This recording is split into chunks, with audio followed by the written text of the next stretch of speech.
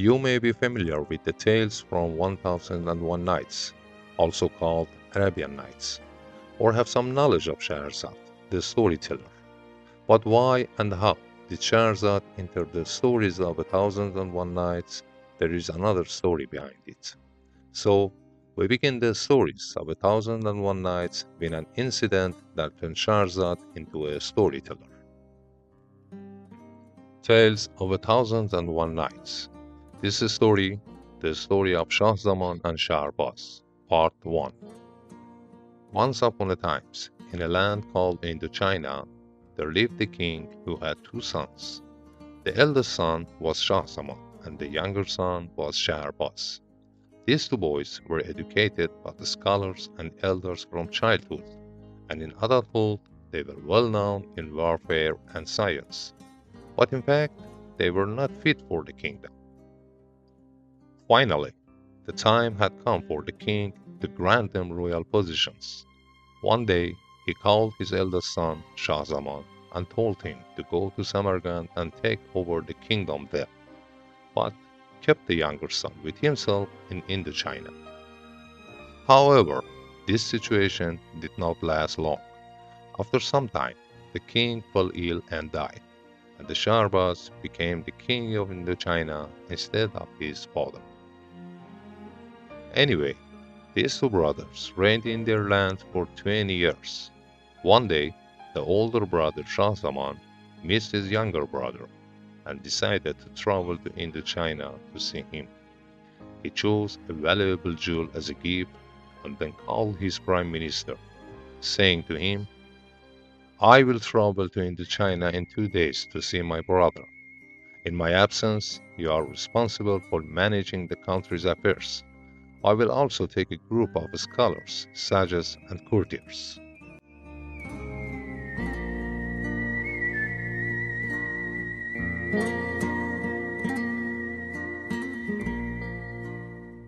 2 days later, after sunrise, Shahzaman and a large delegation left for Indochina.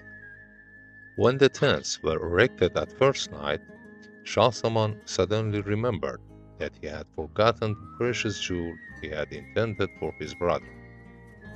Shahzaman, who knew very well that he would be accused of forgetfulness in the eyes of everyone if those around him found out about this matter, decided to go to the palace at night without any of his companions knowing and return to the tents before sunrise.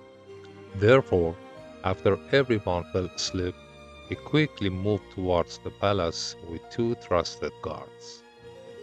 He reached there in the middle of the night, and after placing the guards outside the palace, he quietly entered and moved to his room.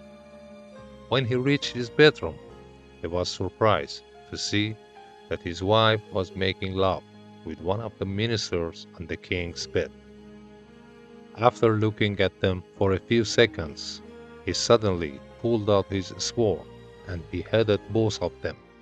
Then he took the jewel and, without saying a word to anyone, along with the two guards, moved towards the tents.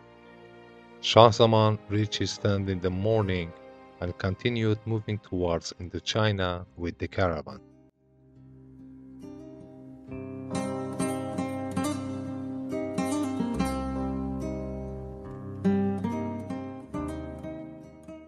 Finally, after 10 days and with a heart full of sorrow and pain, he arrived at Shahrbaz's palace. Shahrbaz, who felt happy to see his brother after 20 years, organized a grand and magnificent celebration on his brother's arrival to dance and stomp. But after a while, Shahrbaz realized there was no happiness in his brother's face for this meeting. So he asked him about it. Shahzaman apologized to his brother for this behavior and said, there is a pain in my heart, but I cannot talk about now. Please prepare a hunting plan for several days. My sadness may decrease after that, and I can tell you this story. Shahrbaz immediately ordered the preparation of a large caravan for the hunting ceremony, which would be moved to the hunting ground tomorrow morning.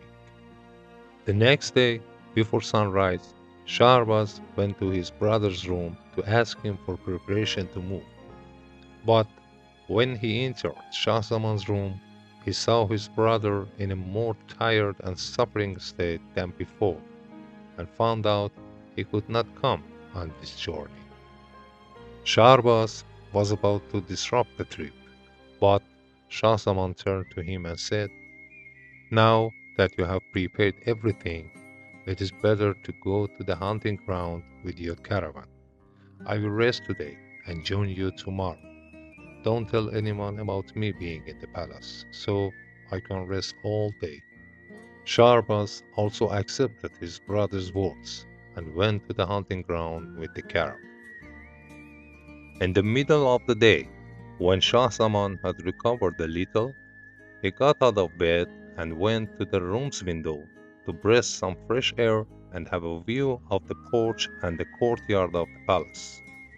He couldn't believe what he saw when he looked at the palace courtyard.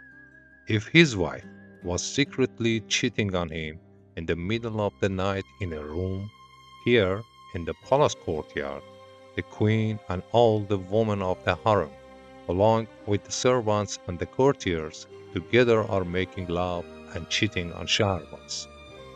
Shahzaman, who now had more significant pain in his body, went to bed more worried and sick than before, and didn't know how to tell to his brother.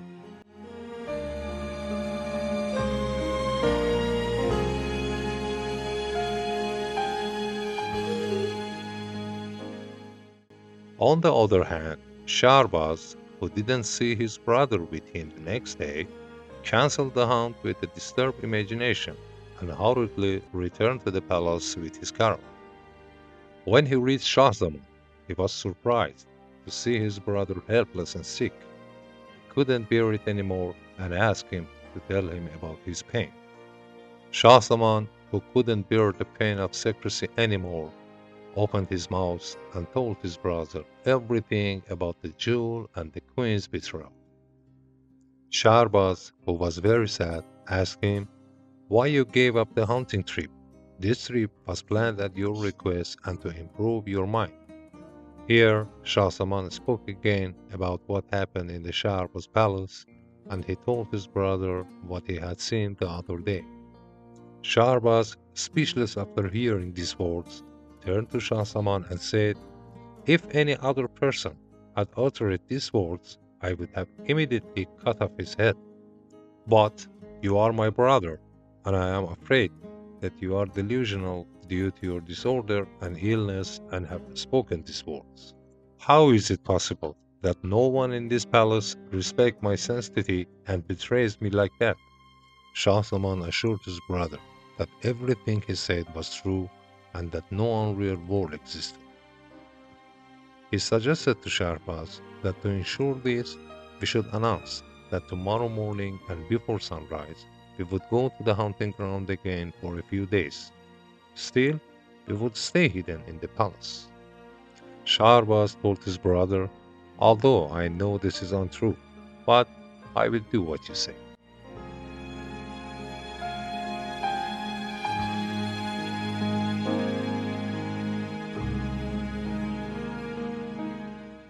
The next day, the caravan moved to the hunting ground, but Shahzaman and Shahbaz quietly returned to the palace and hid.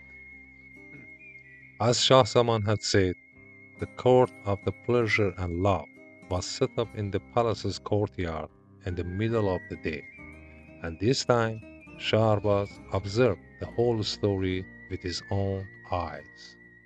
Shahzaman turned to him and said, "You will have two ways. Either accept this disgrace and close your eyes to everything that is happening and become a caliphate, or call the soldiers now, kill everyone, and hang them in the courtyard of the palace." Shahrbaz, who could barely speak, turned to Shahzaman and said, "This monarchy and kingdom are no longer valuable to me, and I can't bear this dishonor. It's better to go somewhere far away together and live anonymously for the rest of our lives." Shahzaman immediately accepted Shahbaz's offer, and the next day the two brothers left the palace in disguise for an unknown destination. The story to be continued in the second part.